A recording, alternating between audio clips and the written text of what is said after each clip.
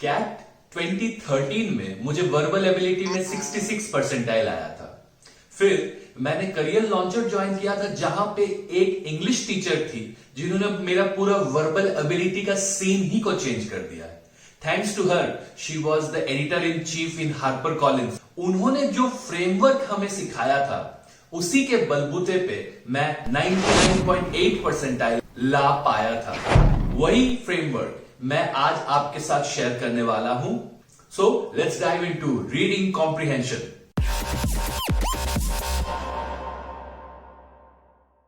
देखिए, अभी अगर आपको मैं बोलूं कि यार ये बुक पढ़ लो, आयन रैंड पढ़ लो, शांताराम पढ़ लो, तो फिर अभी शायद उतना टाइम नहीं बचा है। तो मैं आपको वही बताऊंगा जो आप आने वाले 7-8 दिन में कर पाओ। The first thing is, when you are reading an RC, of course, you are writing a one-line summary of each of the paragraph. Paragraph 1 पढ़ लिया, ये है उसका समरी। पैराग्राफ 2 पढ़ लिया, ये है उसका समरी। और जब पूरा पैसेज खत्म हो जाए तो सेंट्रल पैसेज का आपके अनुसार क्या समरी है वो आपने लिख लिया। इतना तो सब कोई कर ही रहे होंगे। ये छोड़ के भी आपको 2 चीज करना है आपके इस भाई के लिए। नंबर 1, आपको बताना है कि क्या ये पैसेज सब्जेक्टिव है कि क्या ये पैसेज ऑब्जेक्टिव है। एस और ओ।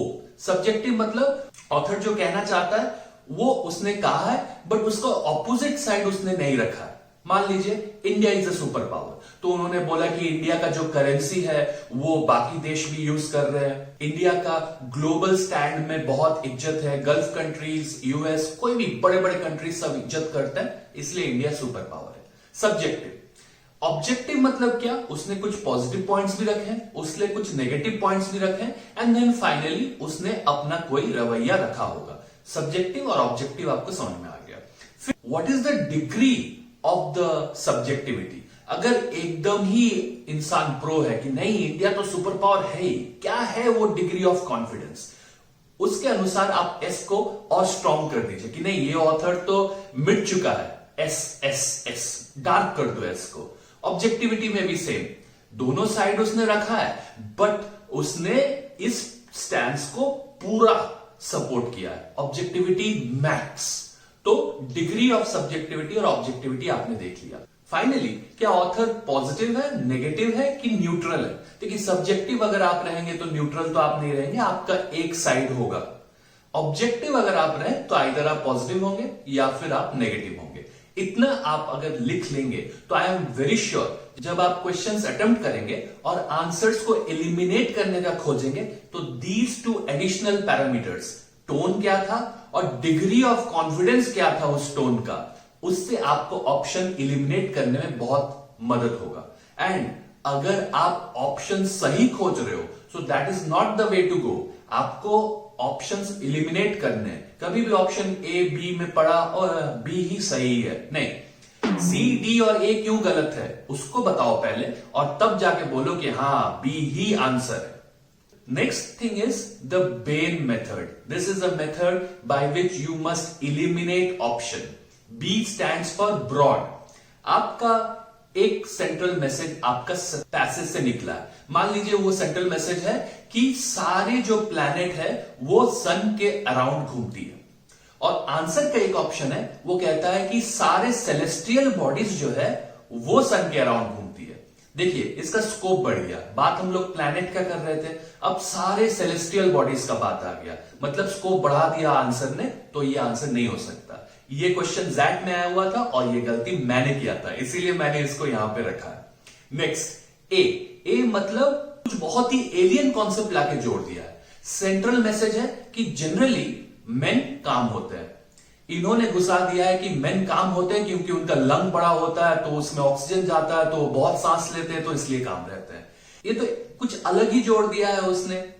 ऑप्शन सही है, मेन काम है वो बता रहा है, बट क्यों है उसने खुद से जोड़ दिया है। और पैसेज में लंग कैपेसिटी के बारे में बात था, तो ऐसे करके वो ललचाते हैं आपको आंसर के लिए। यहां पे एलियन कॉन्सेप्ट जोड़ दिया गया, ये आंसर नहीं है। नेक्स्ट है नैरो। ब्रॉड हमने बात किया कि उसने फैला दिया कॉन्सेप्ट को, स्कोप को। वैसे ही नैरो मतलब उसने स्कोप को घटा दिया। इसका भी आपको देखना है। इस एग्जाम्पल में मेन आर जनरली काम बताया था उन्होंने, अब वो बता रहे हैं मेन एक क्षेत्र के मेडिटेरियन रीजन के ही सिर्फ काम होते हैं, वो तो स्कोप को नैरो कर दिया। बट पैसेज में मेडिटेरियन मैन के बारे में बहुत लिखा हुआ था। Again, how the question setter is trying to trick you. And finally uh मतलब एक्सट्रीम कर दिया। जब भी आप वर्ड्स देखेंगे जैसे ऑल, नेवर, मतलब जिसमें 100% श्योरिटी ला देता है, वो सारे ऑप्शंस में आपको केयरफुल रहना है। और इसी में आपका वो जो डिग्री ऑफ कॉन्फिडेंस मैंने बताया था कि सब्जेक्टिविटी का डिग्री कितना है, क्या ये पूरा श्योर है, तब अगर वो ऑथर पूरा श्योर नहीं है तो आंसर पूरा श्योर नहीं हो सकता। तो जैसे ही उसने कहा जनरली मेन आर काम, ऑल मेन आर काम जैसे ही हो जाएगा तो ये आंसर नहीं होगा। So this is how you employ BEN method to eliminate option. जो जिनको भी प्रॉब्लम होता है कि लास्ट दो ऑप्शन में जाके फंस जाते हैं, अगर आप ये मेथड फॉलो करेंगे आप नहीं फंसेंगे। This is my guarantee. Next बात करते हैं रीडिंग कॉम्प्रिहेंशन का ही छोटा भाई पैरा कॉम्प्लीशन। यहां पे भी आपको सेम फॉर्मूला अप्लाई करना है। पैरा कंप्लीशन आपने पढ़ लिया, आपको आपका वन लाइनर लिखना है कि आप इस पैराग्राफ से सेंट्रल मैसेज क्या समझे। एक लाइन जो आप पेंसिल रहेगा, नोटपैड रहेगा, उसमें आप लिख लीजिए। फिर आप मुझे बताइए टोन क्या है, सब्जेक्टिव है कि ऑब्जेक्टिव है। फिर मुझे बताइए कि क्लैरिटी, ये जो ऑथर बताना चाहते हैं, क्या ये पूरा सर्टेन है, वो बता रहे yes this is definitely going to happen, और वो बता रहे यार this is the likely possibility. दोनों में अंतर है। और यही ऑप्शन जब आप देखेंगे, स्कैन करेंगे, तो ऑलवेज एक लाइकली वाला आंसर होगा और एक टोटली वाला आंसर होगा।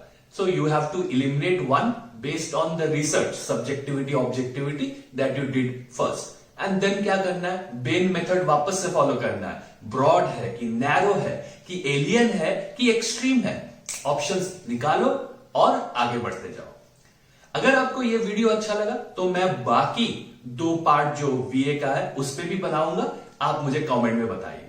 जय हिंद, आपका एग्जाम अच्छा होगा।